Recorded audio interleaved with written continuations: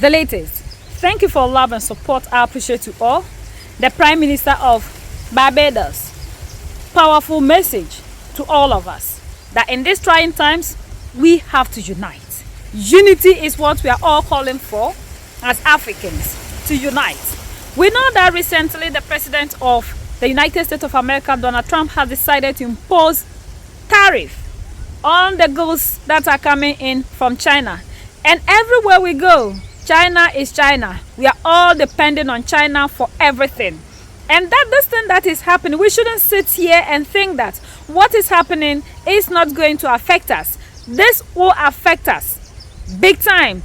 We are all here, and sometimes maybe we have the perception that it's only going to affect the people in the United States of America, so we are not part of it. That no, we should be ready and we should be prepared. Things are going to become more expensive.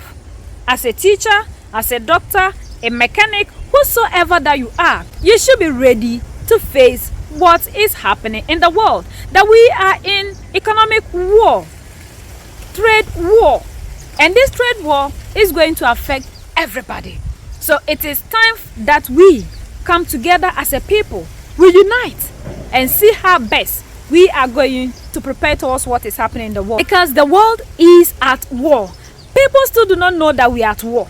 They only want to see the gunshots here before we know that we are at war. The world is already at war. And we need to prepare for the one that we want to be hearing in our ears before we know, like Russia, Ukraine, before we know we are at war. No. That one too very soon, according to people, is just some few years, so just some steps away from us. But we are at war. This trade war is economic war that we are in. And that is why everybody is fighting here and there. I speak to all our Caribbean brothers and sisters today, not as the Prime Minister of Barbados, but in my capacity as Chair of the Caribbean Community. Our world is in crisis. I will not sugarcoat it. These are among the most challenging of times for our region since the majority of our members gained their independence. Indeed, it is the most difficult period our world has faced since the end of World War II, 80 years ago.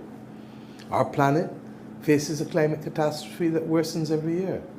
We have a cost of living crisis that has been bedeviling us since the disruption of supply chains when the COVID-19 pandemic triggered the shutdown of the majority of countries.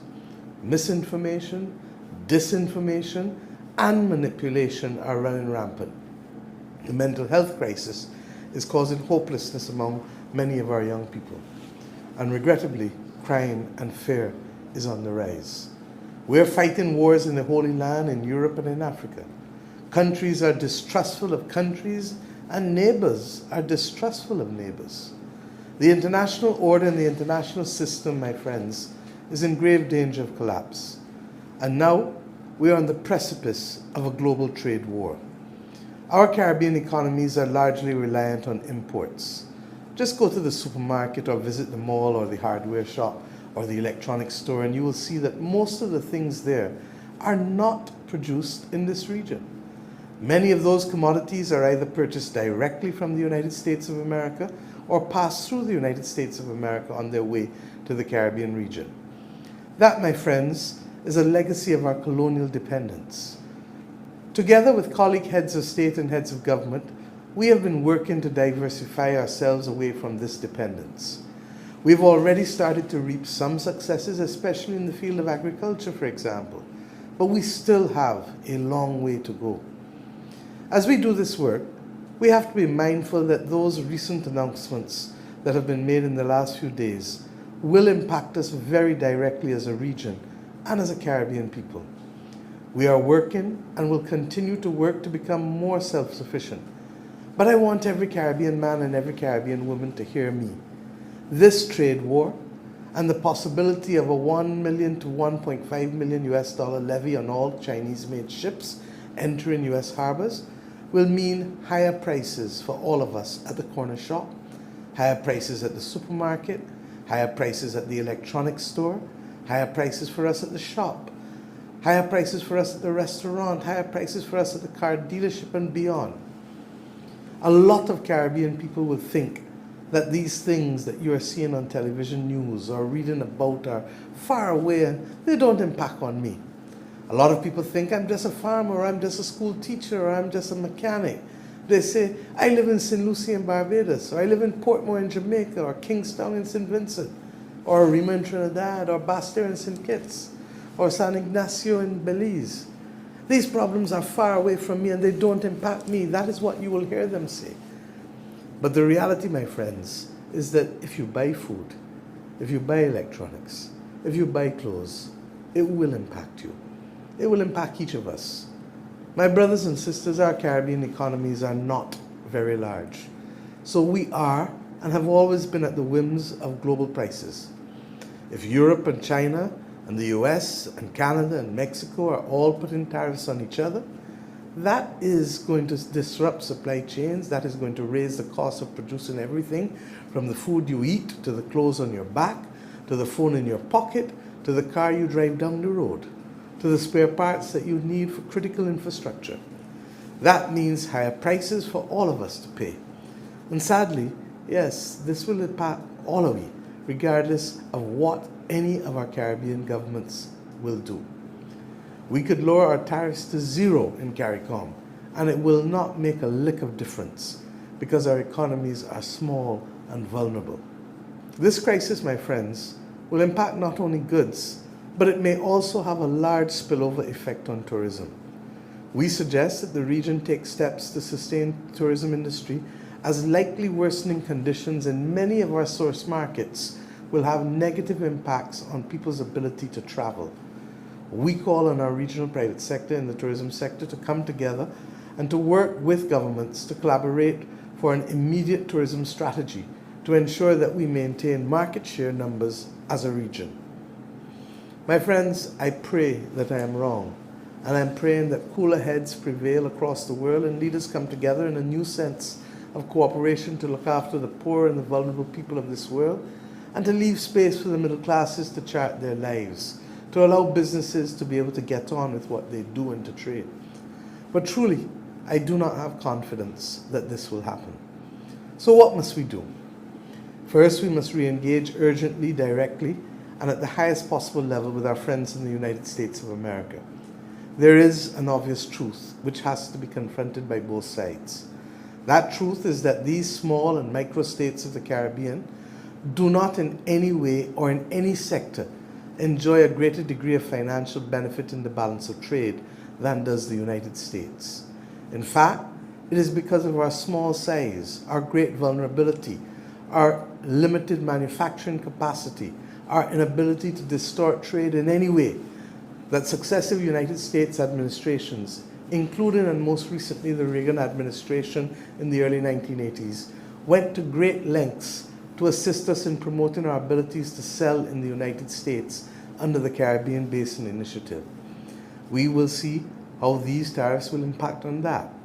That spirit of cooperation largely enabled security, social stability, and economic growth on America's third border in the Caribbean, or as we have agreed as recently in our meeting with Secretary of State Rubio, what is now our collective neighborhood. Secondly, we must not fight among each other for political gain. Because, my dear brothers and sisters, as the old adage goes, united we stand and divided we fall. Thirdly, we must redouble our efforts to invest in Caribbean agricultural production and light manufacturing. The 25 by 2025 initiative, ably led by President Ali, seems too modest a target now, given all that we are confronting. We must grow our own and produce our own as much as possible. We can all make the decision to buy healthy foods at the market instead of processed foods at the supermarket. Fourthly, we must build our ties with Africa, Central and Latin America, and renew those ties with some of our older partners around the world, in the United Kingdom and Europe, in Canada. We must not rely solely on one or two markets. We need to be able to sell our Caribbean goods to a wider, more stable global market. My brothers and sisters, in every global political and economic crisis, there is always an opportunity. If we come together, put any divisions aside, support our small businesses and small producers, we will come out of this stronger. To our hoteliers, our supermarkets, and our people, my message is the same: buy local and buy regional, I repeat, buy local and buy regional. The products are better, fresher, and more competitive in many instances. If we work together and strengthen our own, we can ride through this crisis. We may have to confront issues of logistics and movement of goods, but we can do that too. To the United States, I say, this simply: we are not your enemy. We are your friends. So many people in the Caribbean region have brothers and sisters, aunties, uncles, grandmothers, grandfathers, sons and daughters, godchildren, living up in Miami or Queens or Brooklyn or New Jersey, Connecticut, Virginia, wherever. We welcome your people to our shores and give them the holidays, and for many of them, the experiences of a lifetime. I say simply to President Trump, our economies are not doing your economy any harm in any way. They are too small to have any negative or distorting impact on your country. So I ask you to consider your decades-long friendship between your country and ours, and look to the Caribbean, recognizing that the family ties, yes, are strong. Let us talk, I hope, and let us work together to keep prices down for all of our people. My brothers and sisters, there's trouble in our Caribbean waters, but the responsibility each and every day for much of what we do and much of what we grow must be ours. If we take care of each other, if we support each other, if we uplift each other, and if we tap into the strength and innovation of our common Caribbean spirit, we will see this through. Our forefathers faced tribulations far worse than we will ever do. And yes, they came through it. My friends, my brothers and sisters, we can make it. We shall make it. God bless our Caribbean civilization. Thank you. The African is still sleeping. Sometimes when we talk, people ask us, why will a woman not concentrate on the things in the kitchen? And you are talking about politics, you are talking about war, you are talking about the economy. What has Russia, China, the United States of America got to do with you, the African woman? We have forgotten that what affects these people affects us. Now that there's tariff on the things of China, is going to affect you because you buy phone, you buy their gadgets. Everything we are using in Africa is made in China. Regardless of how they try to brand the name, it is made in China. So if you are here and you are not concerned about the things that are happening around you in this world, then you are a dreamer. You need to wake up. This is the time we have to stop listening to all those things. You know, African, what we are so interested in, dancing, merrymaking, where we want to go and be seeing what's women shaking whatsoever. That time has to come to an end. This is the time the African youth has to be prepared towards life issues. Be so much concerned about what is happening around them. We need to be well informed of whatsoever that is happening around us, because the more you are informed, the more you take control over your life and everything that has to do with you. And that is why the Prime Minister is calling all the Barbadians to wake up to this news. They shouldn't see it to be something that is far away from them and it's not going to affect them. It's going to affect everybody. Africans were here when we had the Russia-Ukraine war, and people were saying this wasn't something that concerns them. But at the end of the day, we saw that what affected Russia and Ukraine affected the whole world.